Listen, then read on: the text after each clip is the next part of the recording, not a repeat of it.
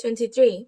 Then the king called together all the elders of Judah and Jerusalem. He went up to the temple of the Lord with the men of Judah, the people of Jerusalem, the priest of the prophet, all the people from the least of the greatest. He read it in their hearing, all the word of the book of the covenant, which had been bound in the temple of the Lord.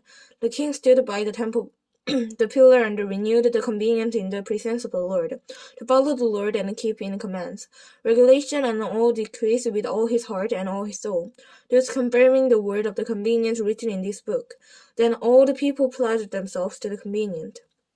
The king ordered Hilkiah the high priest, the priest next in rank, that the doorkeepers to remove from the temple of the Lord all the articles made by Baal and Asherah and all the starry host. He burned them outside Jerusalem in the fields of the Kidron Valley and took the ashes of battle. He did away with the pagan priest appointed by the king of Judah to burn incense on the high places of the towns of Judah and on those around Jerusalem, those who burned incense to Baal. To the sun and moon, to the constellation of all the starry host, he took the Asherim pole from the temple of the Lord to the Kidron Valley outside Jerusalem and burned it there. He ground it to powder and scattered the dust over the grains and common people. He also tore down the quarters of the male Syrian prostitute, which were in the temple of the Lord, and where women did raving for Asherah. Joash brought all the priests from the towns of Judah, and that desecrated the high places, from Geba to Beersheba, where the priests had buried incense. He broke down the shrines of the gates at the entrance of the gate of Joshua, the city governor, which is on the left, and the city gate. Although the priests of the high places did not serve at the altar of the Lord in Jerusalem, they ate unleavened blood with their fellow priests. He discredited the Tophel which was in the valley of Ben-Hinnom, so no one could use it to sacrifice his son or daughter in the fire of Molech. He removed from the entrance to the temple of the Lord the horses that the kings of Judah had dedicated to the sun. Then they were in the court near the room of the officers named Nathan and Michael. Joshua then buried the chariots dedicated to the sun. He pulled the archer the king of Judah had articulated of the rope near the upper room of Asset. The altar Manshad had built in the two courts of the temple of the Lord. He moved from there, smashed them to pieces, and threw the rubble into the Kidron Valley. The king also desecrated the high places that were east of Jerusalem, on the south of the hill of Corporation, the one Solomon king of Israel had built to Asherah, the Baal goddess of the Sidonians, for Chemosh the Baal god of Moab, and for Molech the desecrated god of the people of Ammon. Joshua smashed the scared stone and cut down the Asher pole and covered it with human bones. Even the altar at Bethel, the high place made by Jeroboam son of Nebat, who had caused Israel to sin, even that altar and high places he demolished. He burned the high places and ground in the powder, and burned the Asher pole too. Then Joshua looked around, and when he saw the tombs that were in the hillside, he burned on the altar to defile it, in accordance with the word of the Lord, proclaimed by the man of God who foretold these things. The king asked, "What is the tombstone I see?"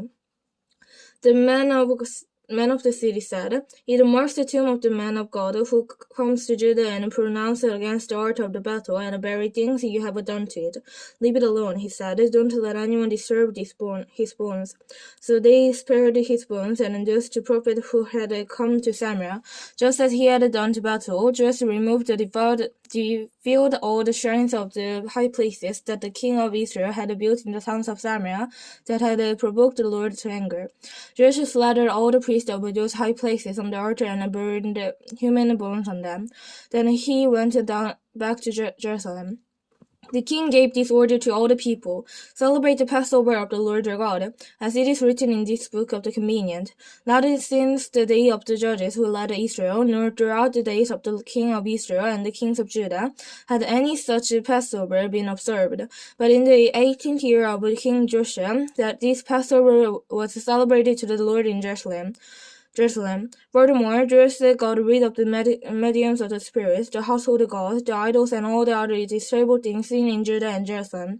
This he did in fulfillment of the requirements of the law written in the book that Hilkiah the priest had discovered in the temple of the Lord.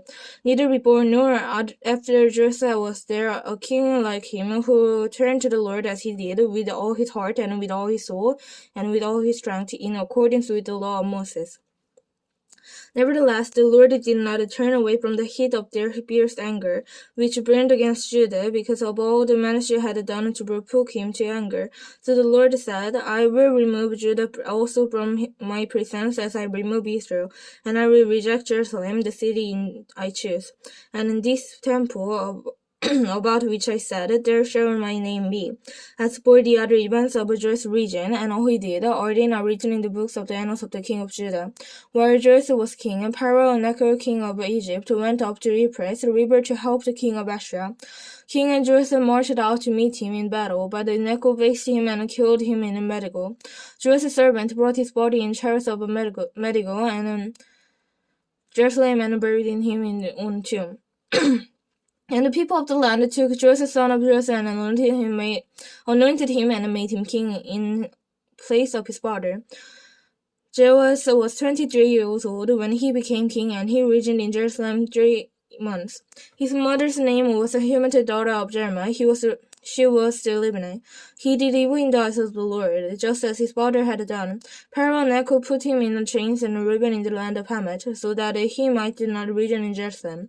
And he imposed on Judah and a levy of 100 talents of silver and a talent of gold. Pharaoh Necho made Nicholas son of Joash king of a place of his father Joash, and changed the infamous name of Joash. But he took Joash and carried him up to Egypt, and there he died. Joash had Pharaoh Necho, and silver and gold he demanded. In order to do so, he taxed the land and exacted the silver and gold from the people of the land according to their assignments. Joash was 25 years old when he became king, and he reigned in Jerusalem 11 years. His mother's name was Reba, daughter of Pedaiah. She was from Ruma, and he did evil in the eyes of the Lord, just as his father had done. 24. During Joach's reign, Nebuchadnezzar, king of Babylon, invaded the land, and Joachim became his bachelor for 3 years. But then he changed his mind and rebelled against Nebuchadnezzar, and the Lord set Babylon, Moabites, and Ammonites raided against him. He sent them to destroy Judah in accordance with the word of the Lord proclaimed by his servant the prophet. Surely these things happened to Judah according to the Lord's command, in order to remove them from his presence because of the sin of Manasseh and all he had done, including the shedding of innocent blood, for he had filled Jerusalem with inconvenient blood, and the Lord was not willing to forgive. As for the other events of Joach's region and all he did, are they not written in the books of the annals of the king of Judah? Joachim rested with his fathers, and Joachim's son succeeded him as king. The king of Egypt did not march out from his own country again, because the king of Babylon had taken all the territory from the valley of Egypt to the Euphrates River. Joachim was 80 years old when he became king, and he reigned in Jerusalem 3 months. His mother's name was Neshta, daughter of Ilma. She was from Jerusalem. He did evil in the eyes of the Lord, just as his father had done. At the time, the officers of Nebuchadnezzar, king of Babylon, advanced on Jerusalem and laid siege to it. The Nebuchadnezzar himself came to the city while his officers was besieging it. Joachim's king of Judah, his mother, his attendants, his robes, and his officers all surrendered to him. In the 8th year of the reign of the king of Babylon, he took Jerusalem priesthood, as the Lord had declared. Nebuchadnezzar removed all the treasures from the temple of the Lord and from the royal palace, and then took away all the gold articles that Solomon king of Israel had made the temple of the Lord. He carried into the exile all Jerusalem, all the officers and fighting men, and all the craftsmen and artisans, a total of men 10,000. Only the poorest people of the land were left. Nebuchadnezzar took Jerusalem captive to Babylon. He also took from Jerusalem to Babylon, the king's mother, his wife, his officers, and his leading men of the land. The king of Babylon also deported to Babylon the entire force of 7,000 fighting men, strong and people were, and 1,000 craftsmen and artisans. He made Mattan, Jonah's uncle, king in his place, and changed his name to Zedekiah. Zedekiah was 21 years when he became king, and he ruled in Jerusalem 11 years. His mother's name was Hamatah, daughter of Jeremiah. She was from Lebanon. He did evil in the eyes of the Lord, just as Jonah had done. It was because the Lord's anger that all his happened to Jerusalem and Judah, and in the end he thrust from them in his presence. Now Zedekiah rebelled against the king of Babylon. 25. So in the 9th year of Zedekiah's reign, on the 20th day of the 10th month, Nebuchadnezzar, king of Babylon, marched against Jerusalem with his whole army. He encamped outside the city and built siege work all around it. The city was kept under siege until the 11th year of King Zedekiah. By the 9th day of the 4th month, the famine in the city had become so severe that there was no food from the people to eat. Then the city wall was broken through, and the whole army fled at night through the gate between the two walls near the king's gate garden. Though the Babylonians were surrounding the city, they fled toward the Arban, and the Babylonian army pursued the king and overtook him in the plains of Jericho. His soldiers were separated from him and scattered, and he was captured. He was taken to the king of Babylon at Ribon, where the sentence was proclaimed on him. They killed the sons of Zedekiah before his eyes, and they put out his eyes, bound him in a bronze shackle, and took him to Babylon. On the 7th day of the 5th month, in the 19th year of Zedekiah king of Babylon, Nebuchadnezzar, commander of the emperor's guard, an officer of the king of Babylon.